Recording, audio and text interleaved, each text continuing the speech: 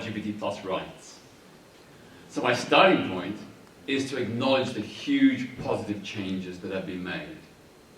Let's not forget that until 1999, Britain had by volume the largest number of anti-LGBT plus laws of any country in the world, some of them dating back centuries. Yet, just 14 years later, with the advent of same-sex marriage in 2013, we had some of the best laws. Now that is an extraordinary achievement. It's unprecedented for any oppressed minority to have so many discriminatory laws removed in such a short space of time. And I want to take this opportunity to express my gratitude to all the many unsung, unknown LGBT plus grassroots campaigners and our straight friends and allies who made that possible. I think you should all give yourself a big round of applause. So we've made progress, but in recent years that progress has stalled. We have a government in power that's been in power for 14 years, made lots of promises, and delivered very little. So way back in July 2018, the Conservative government promised to ban LGBT plus conversion therapy. In other words, the attempt to change someone's sexual orientation or gender identity. And they were acting on professional advice from the world's leading medical, psychiatric and counselling organisations, which describe conversion therapy as harmful, ineffective and abusive. It doesn't work, but it causes great trauma. The government had a public consultation where the overwhelming majority of people said they agreed that conversion therapy should be banned. We are still waiting 6 years later. 6 years later, despite promises by successive prime ministers, we still haven't got a ban on conversion therapy. LGBT plus people are still being subjected to these abusive, harmful, unethical practices. So that's one issue. The second one was that the government had a consultation on easing the process by which trans people could change their legal documents to recognise their true affirmed gender identity. Again, that consultation produced overwhelming support for the trans community, yet the government ignored it.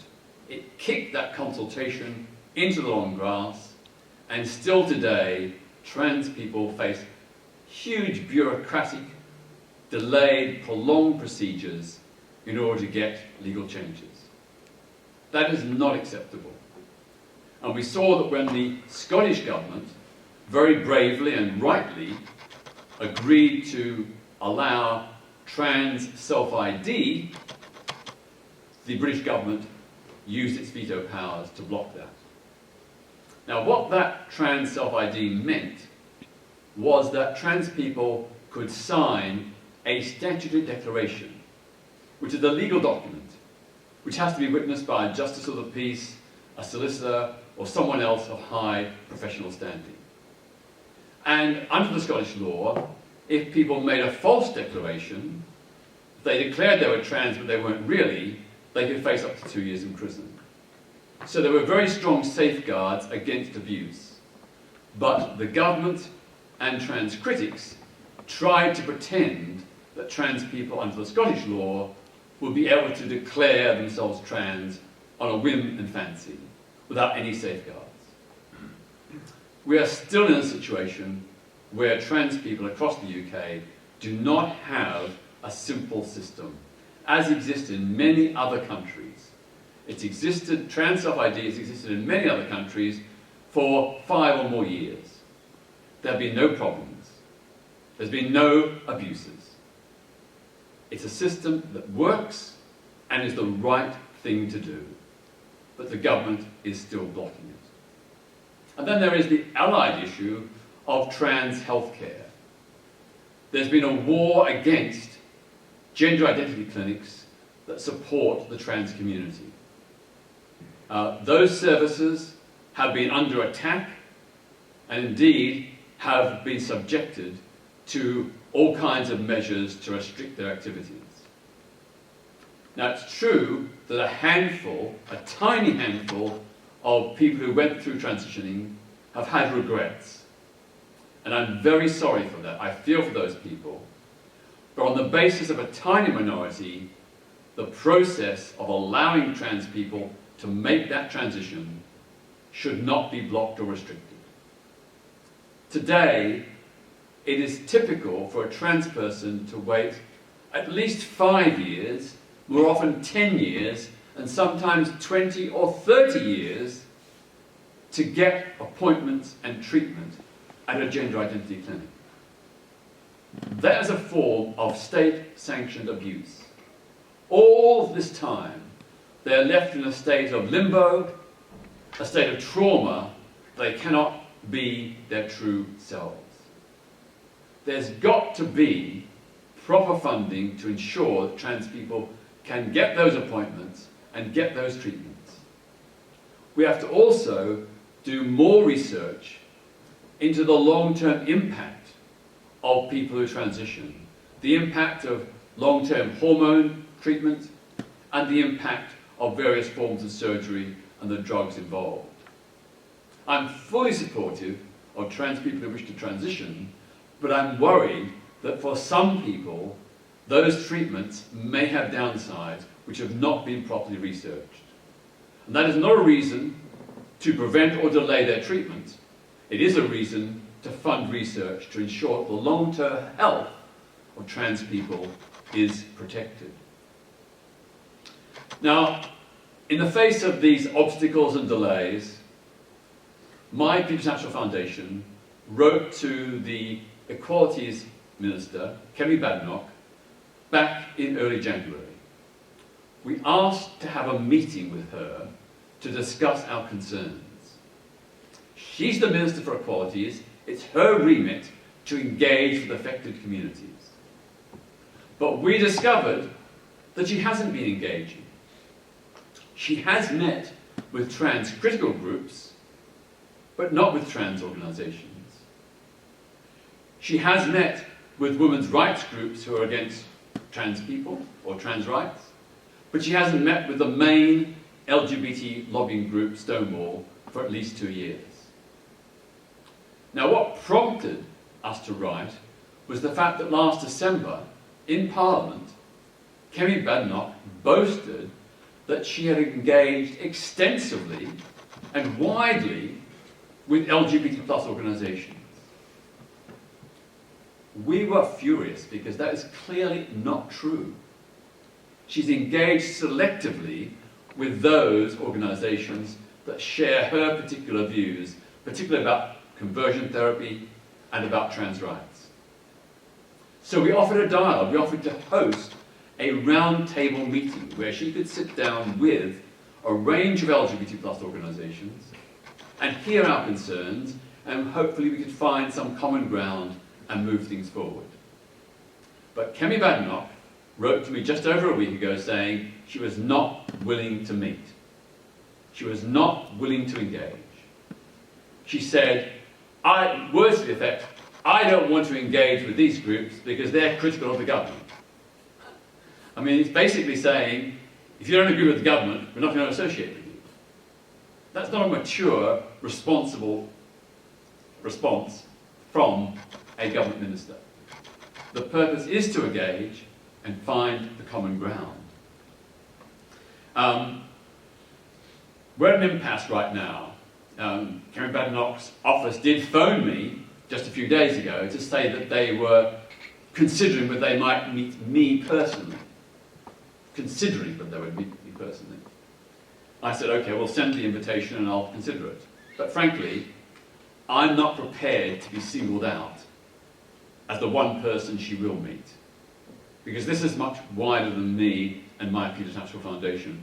All the affected LGBT plus groups should be in that room speaking to the Minister for Equalities. So let's wait and see what, if anything, they come up with. There are other issues, of course, that go beyond immediate government policy.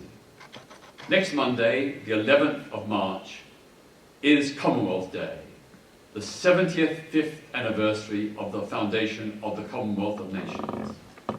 75 years.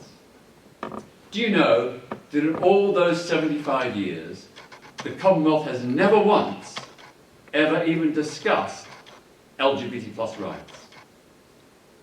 They won't even allow it on the agenda, despite the fact that there are 30 Commonwealth countries that criminalise same-sex relations, in some cases both male and female homosexuality. 30. And of those, several have a maximum penalty of life imprisonment. Life imprisonment for consenting same-sex relations under laws originally imposed by Britain in the 19th century when we were the colonial power, and never repealed since, even though these countries are now independent. This is shocking. This is shocking. And in some of these countries, it's getting worse. So I presume you've all heard about the Anti-Homosexuality Act passed in Uganda last year. This act escalated the penalties for same-sex relations. Under the previous anti-colonial law, there was a maximum penalty of up to life imprisonment. Now the law has been changed to provide a mandatory sentence of life imprisonment. In other words, if you're convicted of a consenting same-sex act, you will be sentenced to imprisonment for life. There's no discretion by the judges. There's no possible lesser sentence. On top of that, organising, funding, advocating LGBT plus rights has new draconian penalties. So merely advocating LGBT plus equality now carries a maximum sentence of 20 years jail.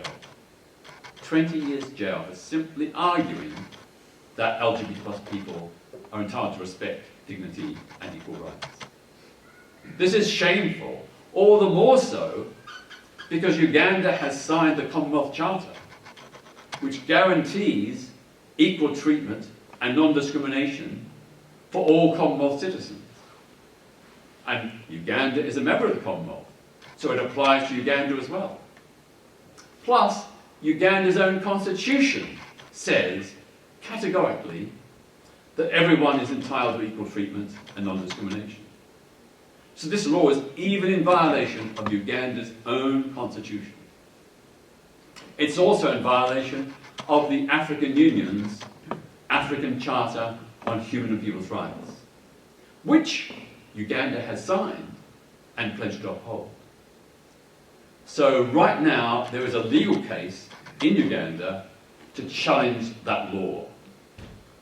A legal case in the courts to challenge the Anti-Homosexuality Act. By all reason and objective evidence, that case will be won. But as we know, in Uganda, many of the judges have been nobbled by the government. Independent-minded judges are pushed to one side. Those who hear cases are usually stooges of the government. So the big fear is, even though the evidence will show clearly that the Anti-Homosexuality Act is against Uganda's constitution, against the African Charter on Human and People's Rights, against the Commonwealth Charter, the fear is that the judges will uphold that it is constitutional and lawful. One other bizarre thing about this legislation is that it does provide penalties of death by hanging for what it calls aggravated homosexuality. Aggravated homosexuality. And this applies to consenting same-sex relations in certain circumstances. Most notably, if one or both partners are aged 75 or over. Can you believe it? If one or both partners are aged 75 or older, they will be hanged from the neck until they are dead. If someone has sex with their cousin, for example, they'll be hanged from the neck until they're dead. If someone is a repeat offender, i.e. if they have been already convicted once of a same-sex offence, they will automatically be hanged by their neck until they are dead. This is like something straight out of the Taliban. Not something we expect from a Commonwealth country. A Commonwealth country that is funded by Britain, that has diplomatic relations with Britain, and whose leaders come to Britain and take advantage of all our freedoms and rights when they do.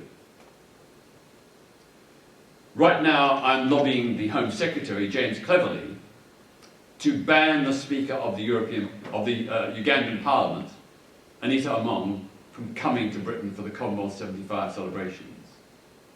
She has made it clear she intends to come, and she intends to speak out in defence of the Anti-Homosexuality Act, including the right of Uganda to execute LGBT plus people.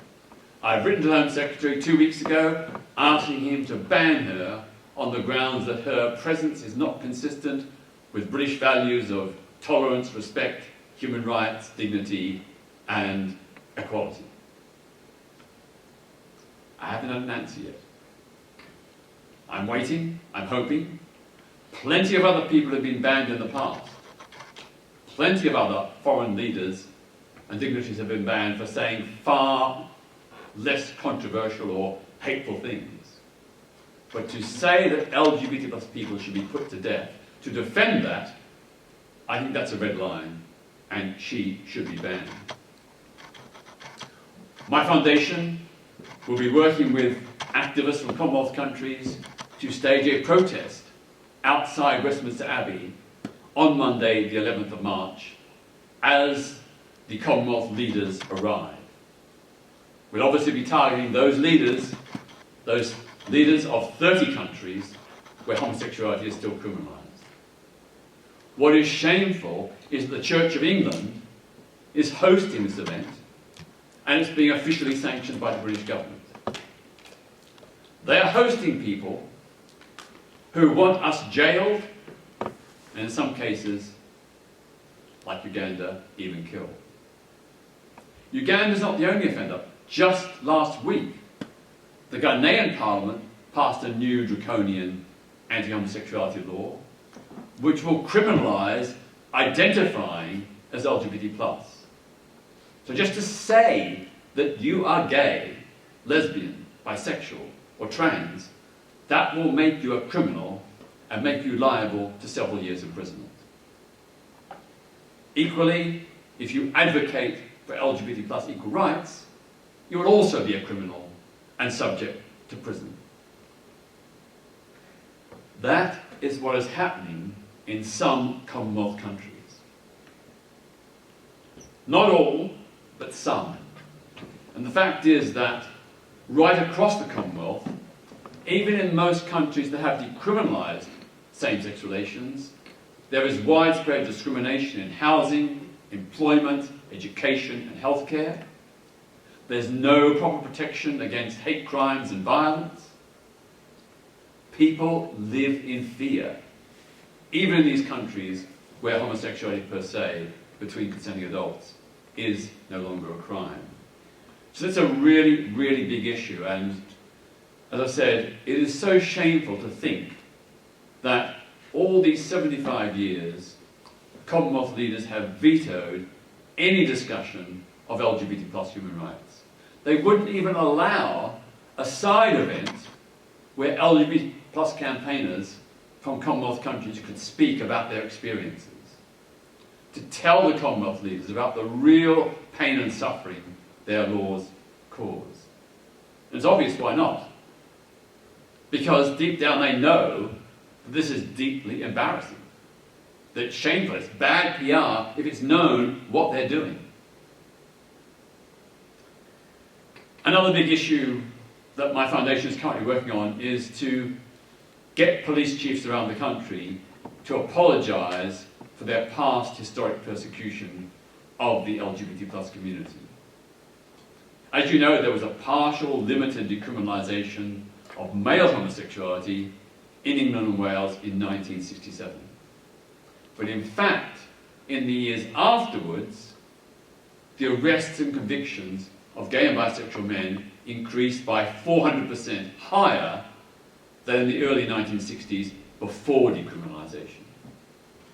In 1989, at the peak of the AIDS panic and hysteria, at the peak of the Conservative government's family values and Victorian values campaigns, in 1989, the number of gay and bisexual men arrested for consenting same-sex behaviour was almost as great as in 1954-55, when male homosexuality was totally illegal in all circumstances, and when the country was gripped by a McCarthyite-style anti-gay witch hunt. We wanted the police to apologise because they weren't simply enforcing the law, they were doing so in a discriminatory manner.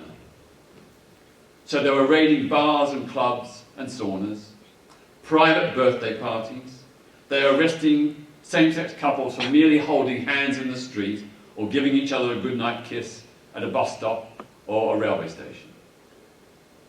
This wasn't enforcing the law, this was enforcing the law with prejudice, interpreting the law in the harshest possible way. And many LGBT plus people were insulted, threatened, and even sometimes violently assaulted by the police. I can remember in the early 1970s, at the gay pub The Coleherne in West London, men would often congregate at closing time on the pavement and just socially chat. The police would turn up and push and shove people. Anybody who resisted or hesitated for a moment would get arrested and sometimes beaten up. The police got away with it because in those days there was no police watchdog, no police complaints procedure. The police were a law unto themselves. So we have been striving to get police services around the country to say sorry and to up their game to provide a better service to the LGBT plus community. So far, 13 out of 45 forces have said sorry, often backing it up with new commitments to things like appointing an LGBT plus community liaison officer, setting up an LGBT plus staff network for police officers, and creating forums, regular forums, where the LGBT plus community can meet with the police to discuss their concerns. So, 13 out of 45. Do the math. 32 still to go. And we will keep on pursuing them. The notable exception has been West Midlands Police. West Midlands Police have said no, categorically, under no circumstances will they apologise, despite the fact that they were one of the most vicious police forces in the country. They would raid gay bars and clubs, private homes, arrest people for kissing or holding hands in the street, and even worse, they would give the arrested men's names and addresses to the local papers, who would then publish them, and their homes would be attacked and they'd be beaten up in the street. This wasn't enforcing the law, this was abusing the law in a way that was homophobic and biphobic. So West Midlands is refusing to apologise. I've said to Birmingham Pride, you should not allow the West Midlands Police to march in the Pride Parade. They are an abomination. They are evil. That Chief Constable, he's an arrogant, uncaring man who doesn't give a damn about the suffering of LGBT plus people by his officers in the past. Any decent Chief Constable would say sorry. Any Chief Constable who knew, and we've given them information, who knew what their officers did, would express extreme regret, remorse and sorrow. But the Chief Constable of West Midlands refuses. He was allowed to march last year against our protestations. He's going to be allowed to march again this year as well. It's an absolute disgrace that Birmingham Pride is giving those officers a platform when they refuse to say sorry. The final point I just want to talk about briefly is the whole issue of trans rights. I fear that we are losing the argument. I fear that the trans critics are increasingly winning. I don't want to exaggerate or create unnecessary fear, but I think we do need to recognise there is a shift going on in public opinion, which was originally actually quite supportive of the trans community. But the non-stop propaganda and lies of the critics has begun to shift public opinion in the wrong direction.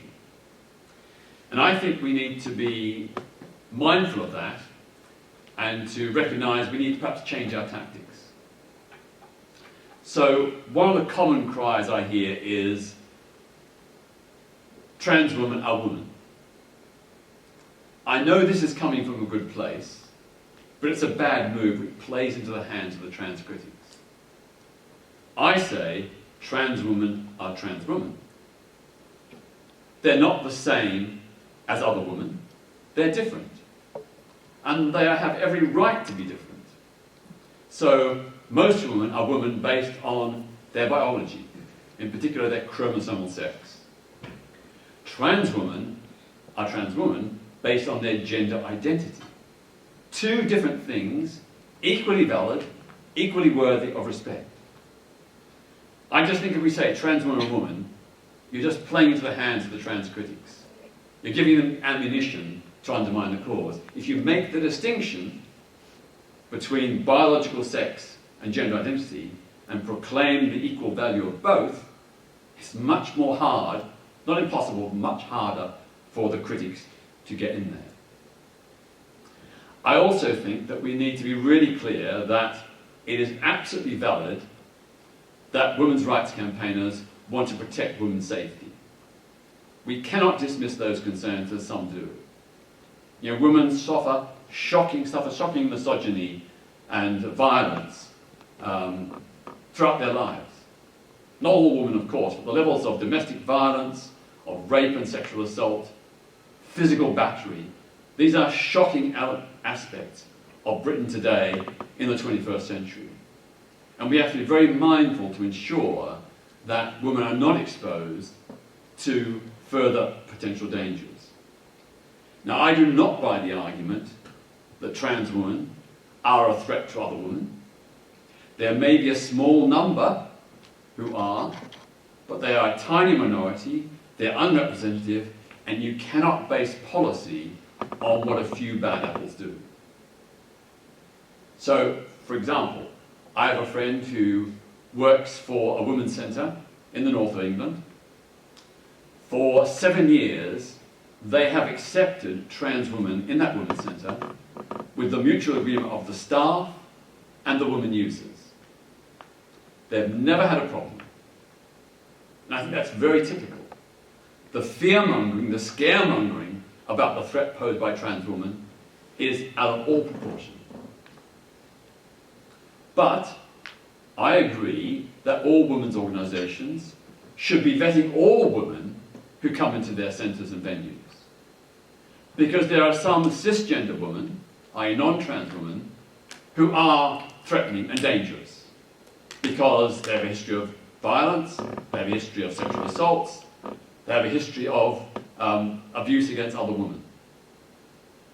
The idea that all biological women are angels who would never touch anybody and harm anybody, that's just fiction. In fact, although the evidence and the figures are not entirely clear, most assaults on women by other women are by non-trans women. The number of trans women who've committed assaults is very, very tiny. Not an excuse, not a justification, not a matter we can dismiss, but it's very, very tiny. I also agree with the of physical or sexual violence against other women should not be placed in a women's prison or should be placed in a segregation unit. It is not fair and not right that this handful of tiny minority who have a history of abuse against other women should be put in a general prison population with other women, where those other women will feel fearful, they'll feel anxious, which is bad enough.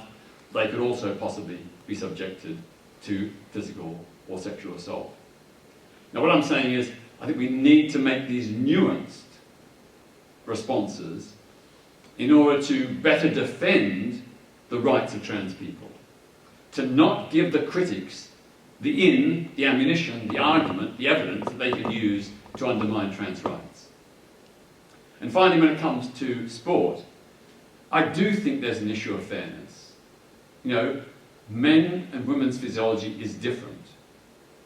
And trans women who've been through male puberty do in most cases, not all cases, have physiological advantages in terms of bone structure and density, in terms of muscle mass and so on. They do have physical advantages. Not in every case. So I've got a friend, she plays for a women's football team. She's trans, she's one of the smallest women in the team. She's towered over by some of the cisgender women. The idea that she is giving the team an unfair advantage is nonsense. Quite clearly, she's not. So what I'm saying is, I think when it comes to sport, we need to have individual assessment. I think most trans women, it's okay for them to be in sport. And I'm talking about elite sport, not about general community sport, but elite sport. Many trans women, it's fine for them to be in elite competitions in the women's category. But there will be some who have advantages because they've been through male puberty. Because, as we all know, the evidence is very clear, there's a general rule, not in every case, but if you go through male puberty, you will have a whole host of physiological advantages over women who haven't experienced that. And we need to be fair in sport. And again, this is about undermining the arguments of the trans critics. They want to ban all trans women. What I'm saying is individual assessment.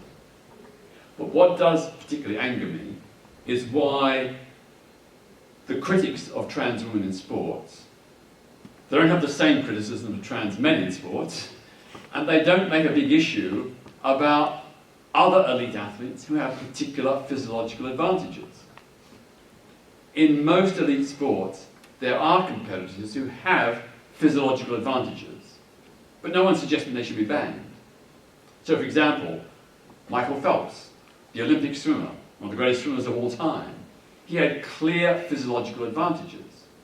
He had huge feet, which were almost like flippers. He had a 6'7" arm span, which gave him huge power, huge hands, a huge heart, huge lungs. He had massive physiological advantages over other male swimmers. But no one said because of his physiological advantages, he should be banned from swimming, or his gold medals should be taken away. And this, for me, is the problem. It's hypocrisy and double standards to single out trans people. So there's some ideas, you may not agree with them, but these are ideas about where I think we can more effectively challenge the trans critics. We can more effectively defend the trans community. I think we need to be nuanced. And when it comes to those critics, you know, I do not abuse J.K. Rowling. I don't agree with her, but I'm polite, I'm courteous, I explain factually and calmly why I think she's wrong. But I think some of the abuse and threats by a tiny minority of trans people, it really undermines the cause. Because those women then use that as a reason to oppose trans rights, and they play up their own victimhood. I've got to say that I'm not even trans. I'm just a trans ally. But every time I speak out on trans rights, on social media, on TV, on radio, I get abuse and threats from people who call themselves feminists. I've had threats to kill me, to rape me, to castrate me because I support trans rights. I'm not even trans. My trans friends have had far worse. So when the feminists complain that they are being demonized and subjected to abuse, which has happened and is wrong, what they don't acknowledge is the abuse that their friends and supporters are throwing against trans people and trans allies.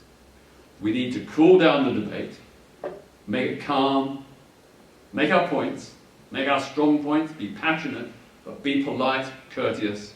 That's the way to win the arguments. And when it comes to trans critics, my view is generally, don't ban them, protest against them. Show why they're wrong. So when Germaine Greer There were bids to ban her from speaking at Cambridge Union. I said, no. Let her speak, but have someone speak against her, protest outside, explain why her views are wrong. Now, I got shouted down by a lot of trans people and other LGBT plus people. They said, no platform for Germaine Greer. I think that as a community, we have been no platform as LGBTs for decades. We should not resort to those methods unless someone is being threatening, advocating violence, or making false damaging allegations. So, for example, I'm often accused of being a groomer and a paedophile. That's the way that people try and get to me because they can't deal with my arguments. They haven't got a rational answer for the evidence and arguments I present, so they use these slurs. But I get loads and loads of death threats, and I'm always living in fear that one day, sometime, some unhinged person will actually try to kill me. And trans people have exactly the same thing.